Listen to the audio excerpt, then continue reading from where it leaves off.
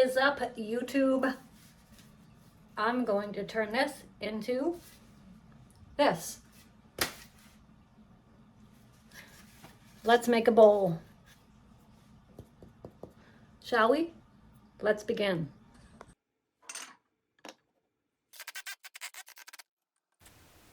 Hey everyone, and thanks for tuning in to this week's project. This week I'm going to turn this piece of Maine maple and I'll be making a bowl. As you can see, I'm using a faceplate to mount it on the lathe. I will make sure that the tailstock is pulled up before I start turning this one. Here I'm adjusting the tool rest, making sure it's not going to hit, and then I start turning at 300 RPM with the 3/4 inch Carter & Son bowl gouge.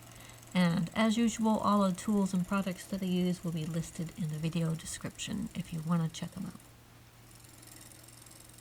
So slow and steady wins the race on this piece, at least at first.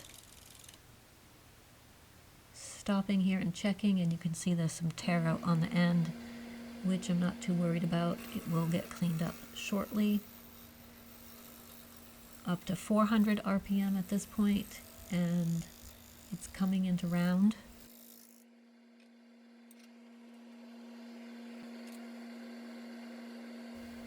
Now, I'm not sure if you noticed, but there is a piece on the bottom that I'm going to have to deal with. That is part of it's there, part of it's hollow, so I'm trying not to get hit with a chunk of wood flying off, so taking my time here and trying to curve around the bottom very slowly to make sure what's there, what's not, and trying to be safe about it.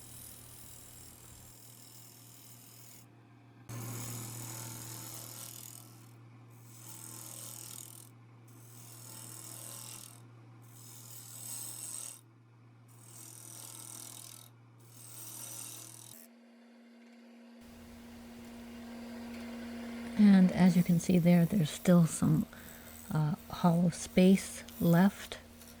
So I'm going to be taking some depth off of this bowl so I can get rid of that. So that's what I'm doing here. Stopping to check and changing the position of the tool rest. Too bad that that was like that, because this would have been a pretty deep bowl otherwise. It still ends up being a good sized bowl, but it would have been a tall and deep bowl if not for that. So using a combination of push and pull cuts here, removing the tailstock, going to flatten the bottom with the tailstock removed.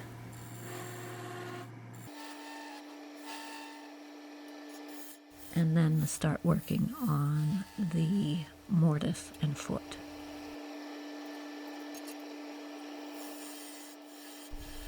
Using the parting tool here to make the mortise and outline the foot. Flattening the bottom of the mortise, and then starting to work on the curve around the bottom.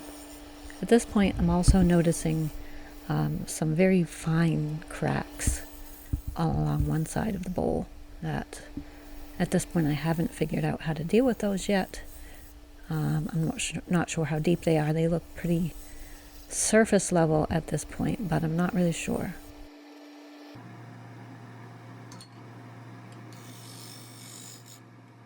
So making sure that the mortise is flat and there is a dovetail like place for the chuck jaws to sit flat. Taking some final passes around the side, and you can see that the shavings are much finer than they were. And sanded. I sanded just that where I'm sanding right now. I sanded that at 80 grit. The rest of it I did at 120 and worked my way up to 320.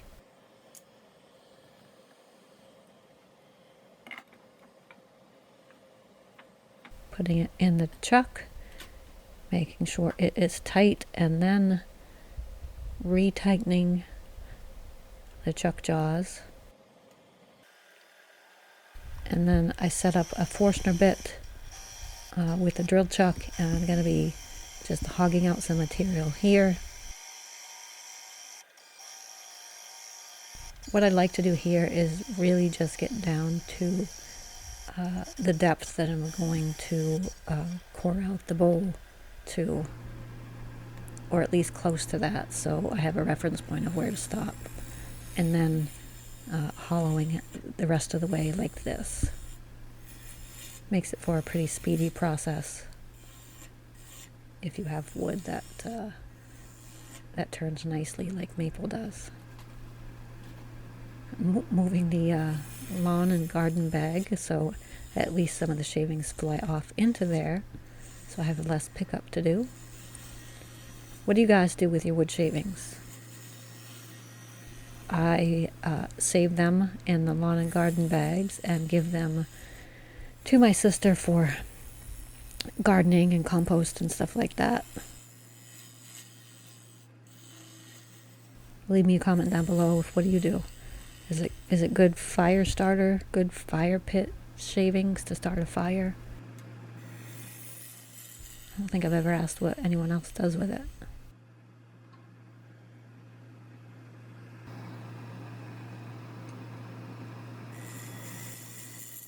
At this point in the turning process, I'm at around 700 RPM. And I know I've said this before, but when I don't have the tailstock pulled up and I'm using a mortise like this, I try not to, or even a tenon, really, I try not to put too much pressure on the side so it doesn't fly off. I have had that happen a couple times.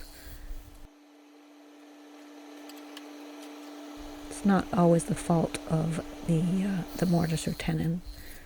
Sometimes it's too hard of a push with the gouge. It can really put it off center.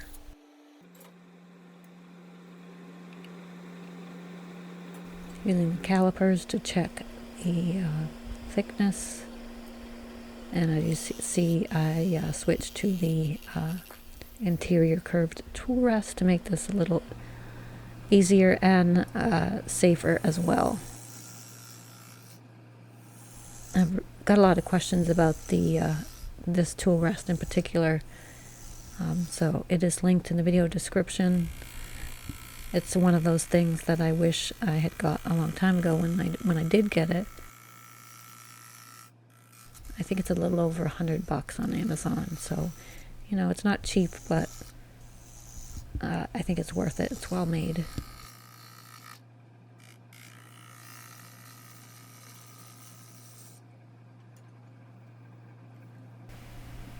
Stopping here to check the wall thickness again, and also the scientific method with the hands, that is. I know a lot of turners that go for really thin walled bowls, and that's not something that I do. I don't know, I just prefer a rugged bowl, I guess. Not that I leave them real thick, but certainly don't try to get them very thin. I want them to be functional, not necessarily an art piece. Although I do admire the ones that are. Putting some sawdust in some cracks and using a Starbond CA glue. This is the odorless kind. I highly recommend it. And after that dried, once the activator was on it, I could start sanding it. And after that was done, I used the denatured alcohol on the inside and outside to remove any dust. And shavings that I couldn't see before applying this sanding sealer. And I apply 1 coat of the sealer, let that dry, and then I come back with 600 grit sandpaper to knock up any high spots and de-nib it. And this makes it nice and smooth, so I can use the Axe abrasive and polishing paste to finish this piece off. So once again, don't forget there's a discount code for many products down in the video description. Axe paste is one of those with a generous discount.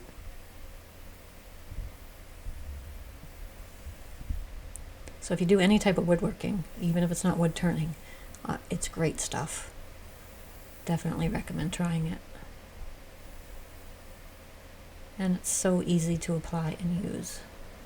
This is the polishing paste, step number 2 of 2. And this really brings the piece to life without making it look too glossy and shiny and fake. This is my favorite part of turning, is using the Axe polishing paste.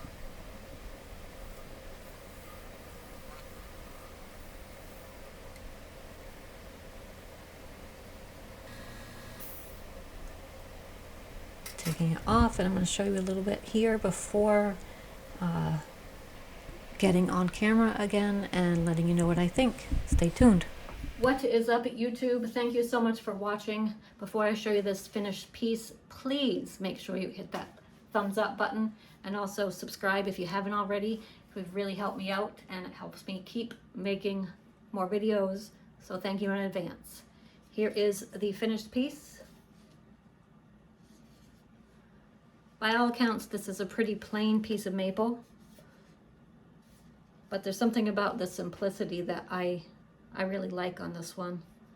And I don't always love my work, and this one, I don't know, something about this one that I really like. So there you have it.